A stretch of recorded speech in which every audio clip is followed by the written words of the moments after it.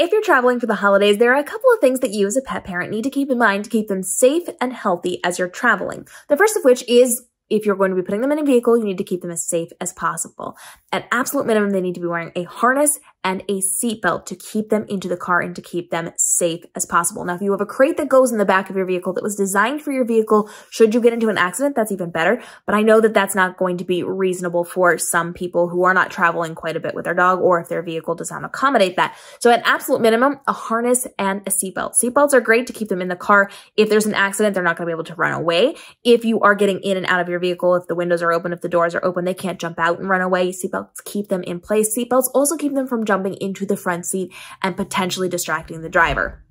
So you want to make sure they're seatbelted in. You also want to make sure they have a harness on, because if you seatbelt your dog in to their collars and you get into an accident, what is that then pulling on? Right, we don't want to do that. So make sure that they are in a harness, a good harness that's going to keep them in, and it's not going to be one that they can easily pop out of. You also want to make sure that as you are traveling, you've got some things for them to do so they're not destroying your car. So give them some new toys, not toys that they're familiar with, new toys, something that's exciting, something that's new, something that's not going to be a problem if they are chewing on it, to make sure that they are traveling safely. And we talk about how to help your dog with car rides, to get over fear of car rides. We've got videos on all those things, so make sure you check those out in our playlist as well. You also want to make sure that if you're traveling, you take extra dog food with you. You do not know if something is going to come up. If you're going to decide to stay an extra day at mom and dad's, or you're going to decide to take a little pit stop somewhere else for a day. If you are going to end up traveling and there's a snowstorm that prevents you from traveling, or there's an accident on the road that takes so long that you have to stop at a hotel for an evening, have extra dog food. We talk about this in our dog travel playlist so that you can make sure that your dog is taken care of, because you don't know if you're going to be able to run out and buy their food at a store, or if it is a storm, you're not going to be able to get out, right? So have at least a couple of extra meals if you are traveling during times when there could be weather-related storms that could prevent you from traveling. Have at least a couple extra meals so that you're ready to go with that, and you have that where you can access that. You also, on the note of eating food, want to make sure you do a little bit of a brush up on the research of what your dogs cannot be eating during the holiday times. There are certain foods that we love to have as staples during the holidays that dogs are not going to be able to digest properly. It's going to be toxic to them. So brush up on that, and then make sure if you're taking your dog into public, even with your friends and family, that everybody else is aware, hey, none of XYZ for the dog. This is toxic to the dog. Let's make sure this doesn't fall on the floor, whatever. If you are going to be in an area where there are children throwing food on the floor, have your dog in a crate, have your dog in a different room. Do not let your dog stay in the same room, because even if everybody's very aware of it, something could fall on the floor that could potentially hurt your dog. So we want to be extra careful of that. You also want to make sure that you have anything that you're going to need to keep your dog safe and protected. So if you're going to be out and about and you want a mesh muzzle to keep them from eating things off the ground, or if you need to make sure you have some kind of like restraint for them so that they stay in their crate in a room, you make sure you have those things as well. Things to keep your dog safe and protected. We've even talked about how you can be using your dog stroller to keep your dog safe and protected in places where you're going to have a lot of people around or a lot of things going on, because we talk about the value of having a stroller for your puppies who can't be on the ground yet because they haven't had all their shots, and for your senior dogs who can't do full walks.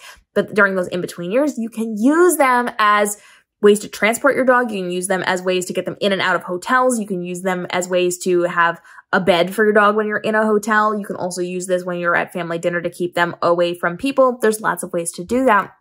Your goal here is to make sure that you are being responsible about what your dog is doing and where your dog is going to be, because the holidays can be full of the hustle and bustle and people not listening to what you say about your dog. So just make sure that you are reiterating things to your friends and family and keeping them out of situations that could be problematic. So you want to make sure that they are safe and protected as you're traveling. You want to make sure you have all of their things with them. You also want to make sure you have an emergency kit with you. We talk about what goes into an emergency kit. We have videos on that down below, but you want to make sure you bring things like hydrogen peroxide if they do eat something they shouldn't, so that you can make them vomit that up and hopefully help save them or make it better until you can get to a vet. You want to make sure you've got any little like gauze wraps and things that could happen if they get hurt. You want to have a little pair of scissors if you need to cut things out of their fur. You want to make sure that you've got just the basics. And we have, again, videos on the things that you should have in your emergency kit and your dog to go kit. 2 different videos, valuable information. Make sure you're checking those out. We'll link those in the playlist down below as well.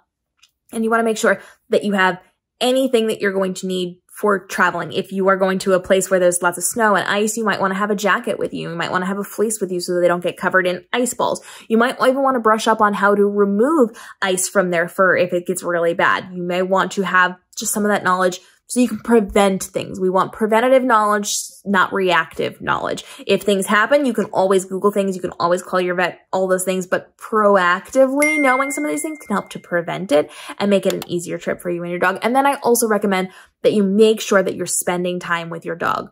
Your dog is going to feel very overwhelmed if there's a lot of people, a lot of hustle and bustle, and a lot of things that are out of schedule for them. So make sure you have dedicated time every day, multiple times a day if possible, to just sit down and relax with your dog. Make sure they are calm. Make sure they are not stressing out over things, making sure that you're making them their priority. They can't be your priority the entire time. I know there's friends and family, there's things to do, but make sure that you are dedicating specific time to them so that they don't get overwhelmed, frustrated, scared, whatever it happens to be. Make sure that you are making them a part of this as much as possible and that you're spending as much of time as possible with them.